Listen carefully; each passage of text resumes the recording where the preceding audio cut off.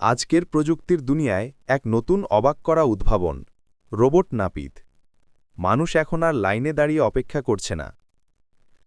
এই smart robot scan করে মাথার আকৃতি, চুলের ঘনত্ব এবং আপনি কোন স্টাইল চান সবই বুঝে ফেলে। তারপর অটোমেটিক ব্লেড আর নিখুঁত সেন্সরের সাহায্যে মিলিমিটার হিসাব করে চুল কেটে দেয়। ভুল হওয়ার কোনো সুযোগই নেই।